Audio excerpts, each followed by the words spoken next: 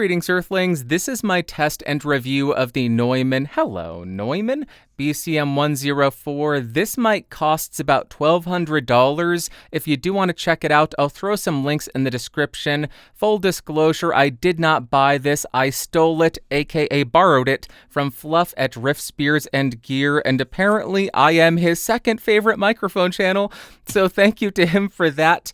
All of my recording settings will be listed in the description as well as the doobly-doo. And now let's talk about what comes in the box, but I can't destroy that, so stand in box! What a surprise, you are going to get the microphone. You'll get a 5/8 to 3/8 inch microphone stand adapter, and a tiny bit of documentation. Then as far as the build quality, it's no surprise here, but it feels absolutely fantastic. It has an all-metal body as well as a metal mesh grille with a tiny bit of give to it. The mounting system is all metal, but there is rubber where the mount meets the microphone to reduce the shocks. On the bottom of the microphone, you will find the 5/8 inch threading. On the back, you have the XLR port, and if you unscrew the XLR port and pull it out, you will find switches for a pad as well as a high-pass filter, and whether you care or not, this microphone is made in Germany. Then as far as the specs, I'm not going to read them to you, but I will have them listed in the description, and I will also have the graphs up on screen in case you want to pause and take a closer look at anything. Now I am spinning around the BCM104 to 90 degrees to show you the off-axis rejection and coloration. Continuing around to 180 degrees, this is the rear. Continuing to the second 90-degree angle, there we are. And then rotating and ending at the front of the mic. Now let's see how effective the dual-layer pop filter that's built into this microphone actually is. Please bring pizza pronto. Please bring pizza pronto. Please bring pizza pronto. Now I am right on top of the BCM104, and here's how it's sounding. Now I'm 3 inches off of the mic with it pointed at the corner of my mouth, and here's how it's sounding. Now I'm 1 foot away from the 104, about 2 feet away from the BCM104, and about 4 feet away from the BCM104. Now I am typing on a keyboard with Gatoron blue switches to see how much of my voice versus how much of the keyboard it picks up. And for the gaming folk, now I'm typing on the SAD W and spacebar keys. Now here is how the microphone sounds about 3 inches away from my mouth in a relatively well-treated room. And now here is how the microphone sounds about 3 inches away from my mouth in a completely untreated space.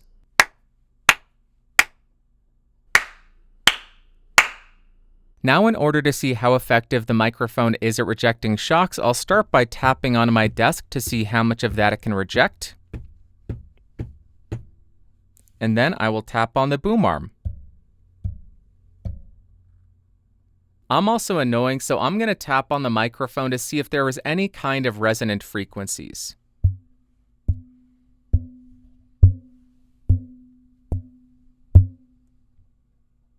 Now I am right on top of the microphone to exaggerate the proximity effect. I do not have the high pass filter engaged, and here is how the microphone sounds. And now I have engaged the high pass filter. I am still right on top of the microphone, and here is how it's sounding.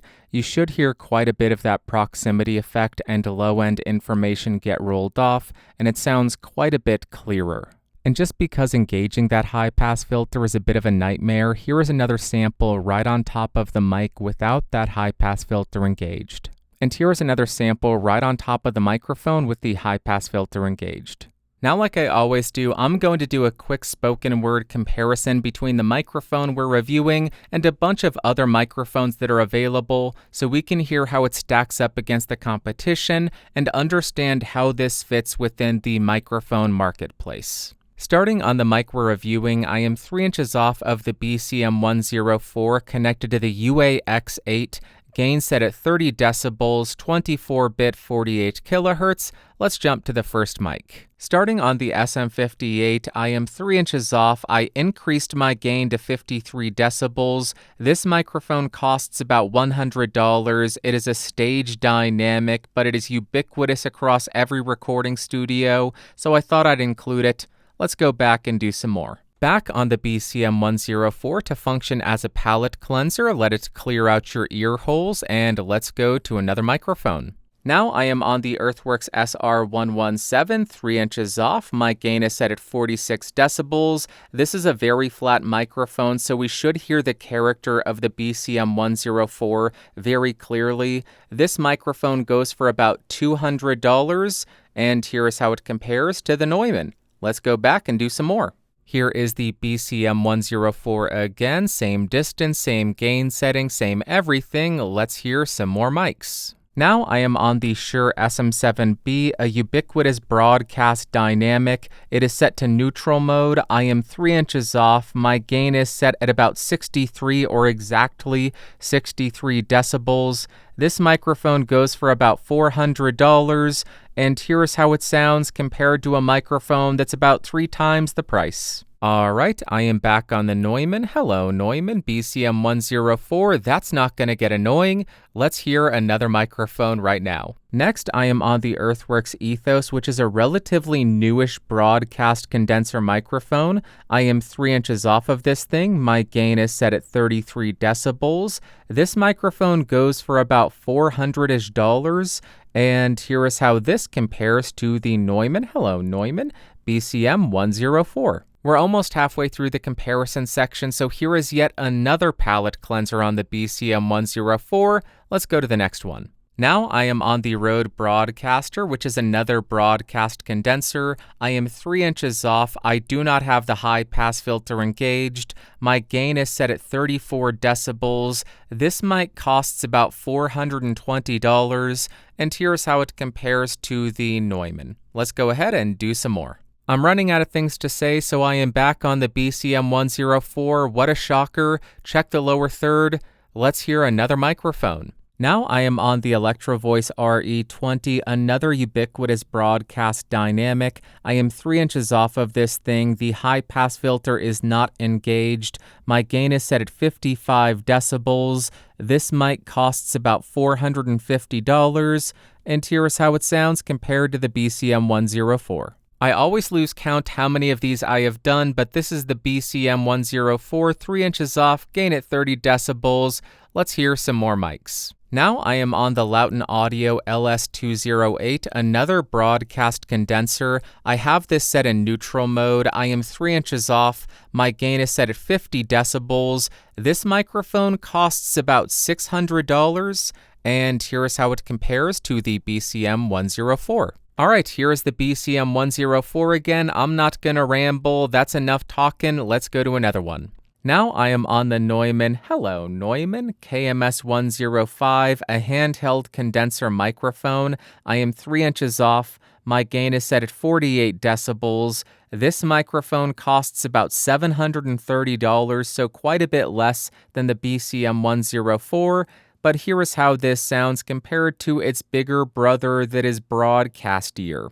Let's do some more. Hey, I'm back on the BCM104. Are you surprised? You shouldn't be. Nothing has changed. Check the lower third, and let's go to the third to last microphone, I think. Now I am on the Neumann. Hello, Neumann BCM705, Neumann's only dynamic, I believe. I am 3 inches off of this. My gain is set at 55 decibels, still 48 kilohertz. This microphone costs about $730, and here is how their dynamic offering compares to their more expensive condenser broadcast.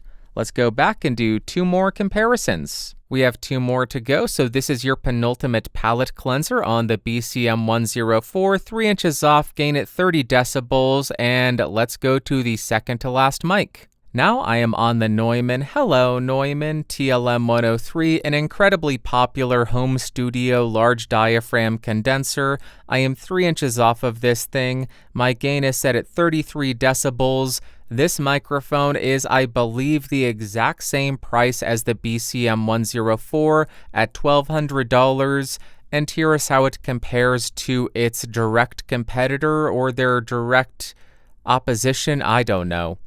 Another microphone from Neumann that costs the same amount, that's what I'm trying to say. Let's do one more comparison. And we have one more microphone to go. You all know what it's going to be. This is your final palette cleanser on the BCM104. Let's jump to the last microphone right. Now we are on the Neumann U87 Ai, a multi-pattern studio condenser microphone.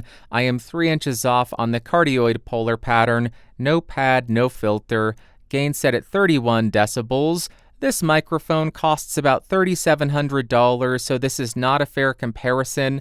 This is meant to be a control from video to video, but now you know how the BCM104 sounds like compared to the U87 Ai. Are they similar, or are they vastly different? Let me know in the comments down below, and let's jump to the music test.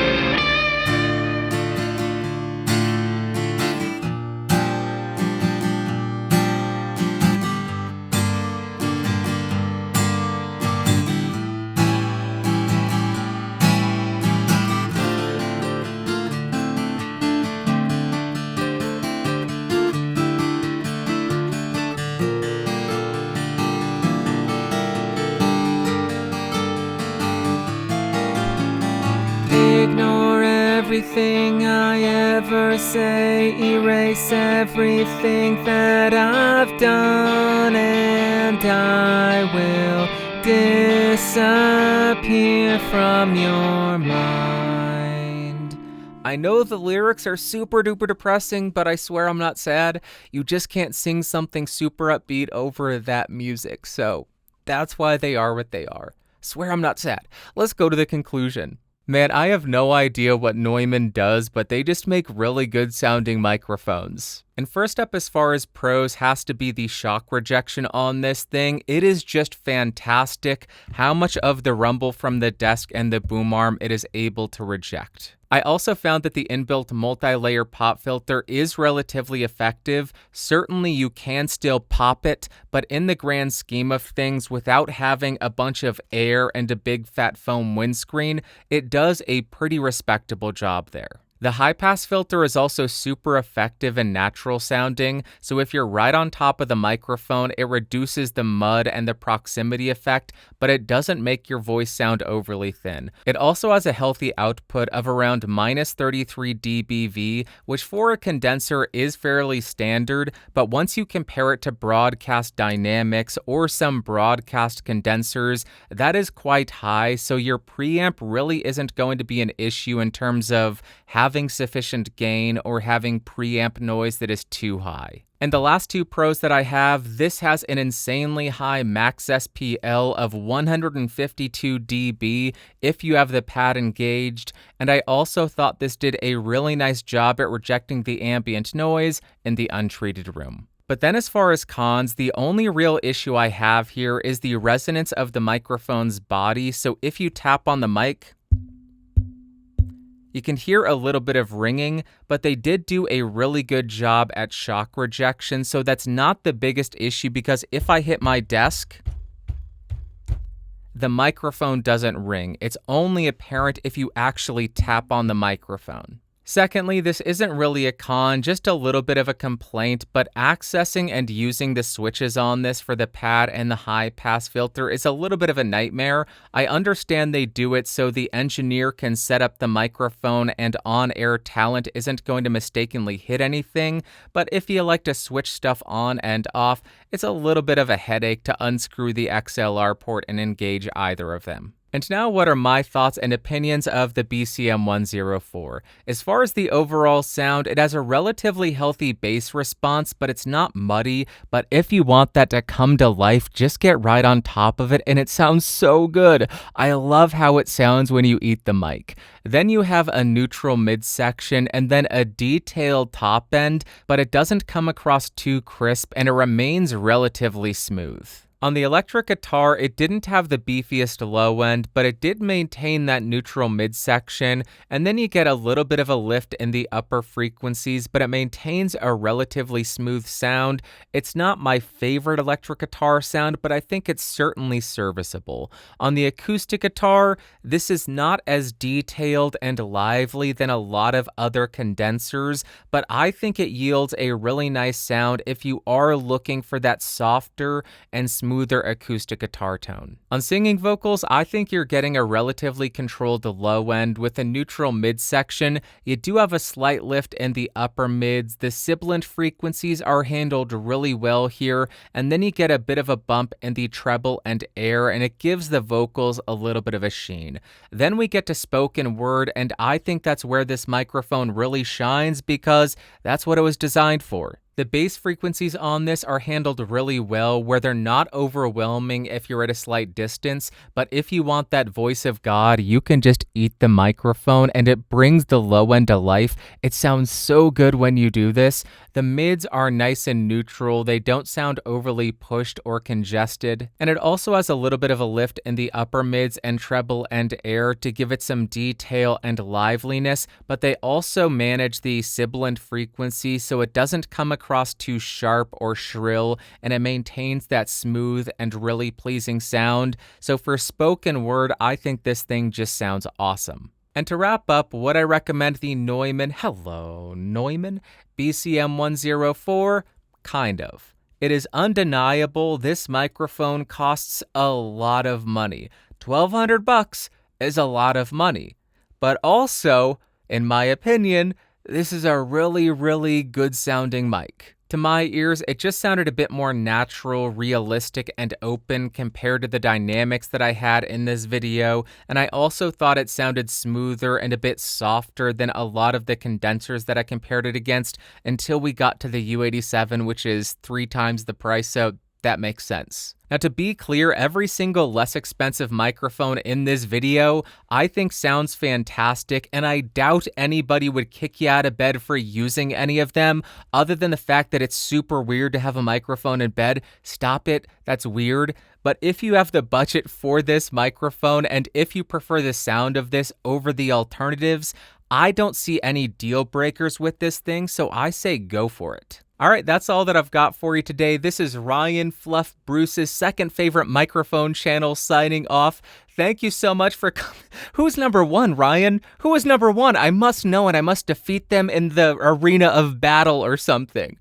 Thank you so much for coming by and spending your time watching this video. I really appreciate you. If you found this fun, interesting, or helpful, thumbs up. Hated it, big ol' thumbs down. Thank you to the members of this channel, and thank you for watching and listening. I will talk to you next week. Bye-bye. Whoa, whoa, boop.